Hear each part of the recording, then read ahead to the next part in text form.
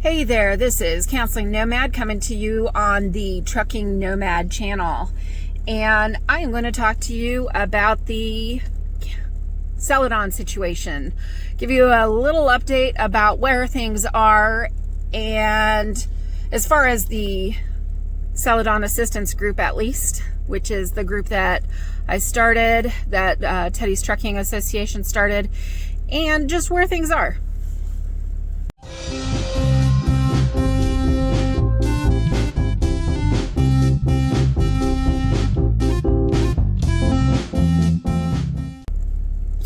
So on 12/6, I'm going to kind of go through things a little bit quickly here. On 12/6, FreightWaves and Transportation Nation Network released articles regarding the bankruptcy and the Celadon warning of closure. And then the early morning of 12/7, that news spread, and people all throughout Facebook on various groups were offering rides to Celadon employees.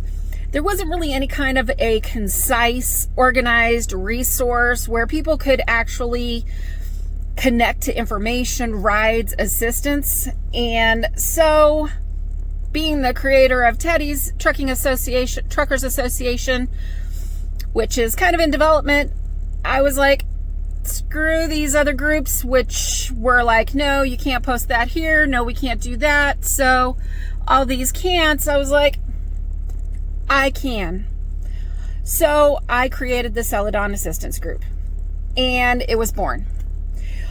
The first night, there was a lot of concern, there was a lot of worry, and there was a lot of, we don't really know what's going on. There was a lot of disbelief. Now it's Chapter 11, they'll reorganize, that type of thing. So there was also a lot of, we don't want this to be an arrow situation. So there was a lot of, we don't want to see drivers stranded. So we had people coming in offering support, offering, I will be here for a ride. I'll offer rides all over the place. The first few nights, there were not very many volunteers, but as soon as fuel cards shut off, people started panicking. We helped facilitate rides where we could. Others abandoned their rigs when they couldn't get a hold of their DMs.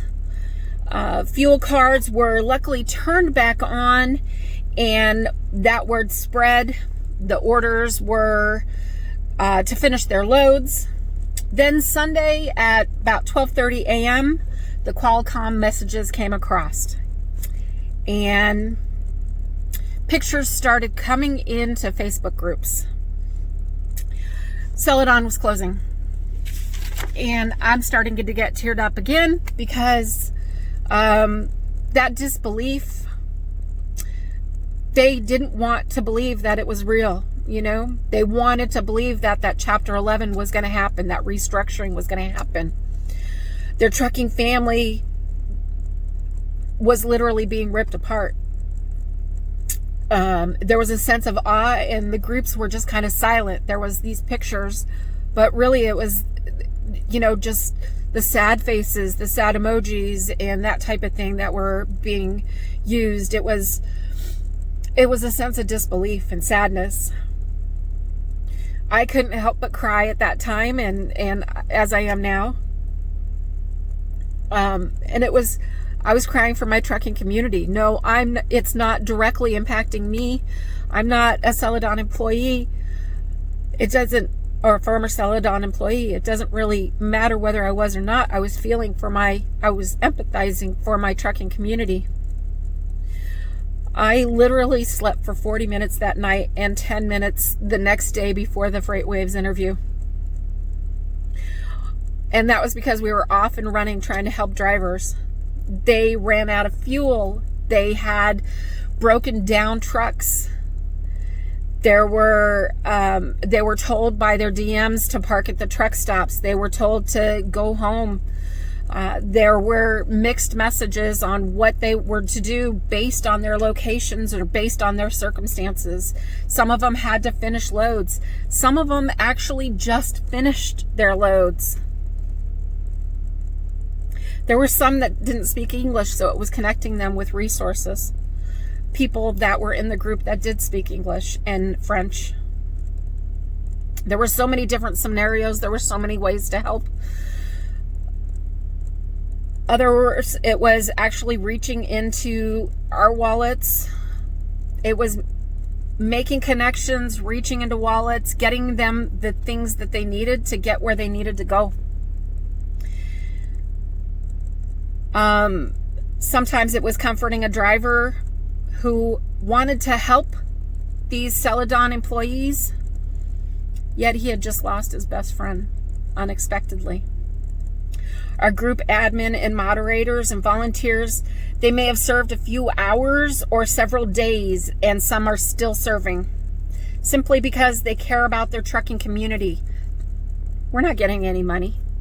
We're not getting anything monetarily. We're not getting any kickbacks.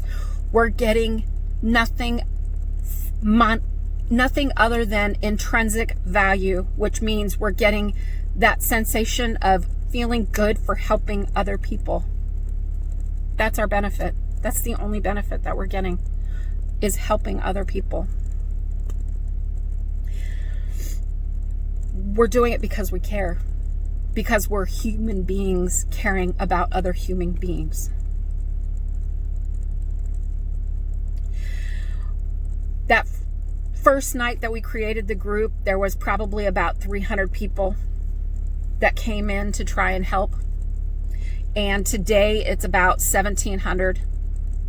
And there's still more people that are being added because they care, because they want to help. There's some that are trying to get drivers and get new employees and that type of thing. Most of them just want to help. Even if they are trying to get new drivers, they want to help still. As of right now, basic update is that most of the drivers are home, or they're in new jobs and they're actively working in those jobs, or they're at orientation. We're still working on helping people get new jobs, connecting them to the resources. The people that are in most need of new jobs are the office staff, the mechanics, the people behind the scenes, not the drivers. There's still a lot of drivers that need new jobs, but it's the people behind the scenes that are in most need of the new jobs. And I think Freight Waves did a discussion about that, and talking about that it's challenging for some of these people because they haven't been out of that situation, been out on the market for a while, and it's a different world trying to do a job search these days. So these are people that need, they're trying to get into the gist of doing a job search again. So right now what we're doing is we're actually contacting some of the cities to try and look at getting job fairs going. We do have the city of Indianapolis. They actually did create a virtual job fair. We've published that. The next phase is actually bridging the gap between paychecks. Some of these guys didn't get a paycheck. Their paycheck was negative, or their paycheck might have been fine. Some of it was, there was somebody that had a paycheck of $46. That doesn't really do a whole lot of good if they didn't get into a new truck right away, or if they are waiting for another paycheck to come. So it's bridging the gap. Sometimes some of these guys might need help with bills. We're also working on doing some stuff to help with the holidays, and we're trying to figure out the best way to do that, but we've got something lined up to create a holiday donor matchup with the families. What I do know is that despite this closure, it could have been a lot worse. Individually, I'm sure that it created a lot of dilemmas in these people's lives, and a lot of emotional dilemmas, and it created individually a lot of issues. Industry-wide, what could have been devastating, it actually created community.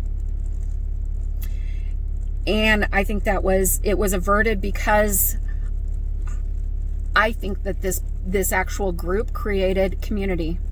And I've got a lot of people actually giving me that feedback, a lot of people giving feedback to the group admin, a lot of people giving feedback to on the page, that this group actually helped create community.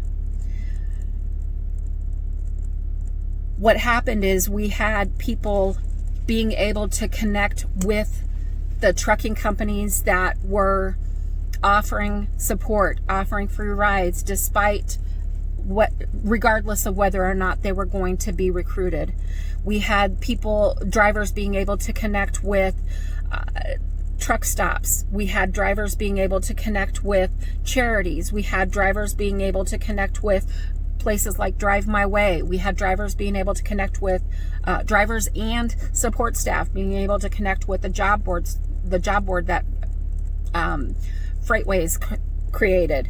We had tons of support that was being accessed through the group. Not only our group, but also the Celadon Drivers Group. And people were going back and forth. Drivers managers were utilizing our group. They were going back and forth between the two groups. So between everything,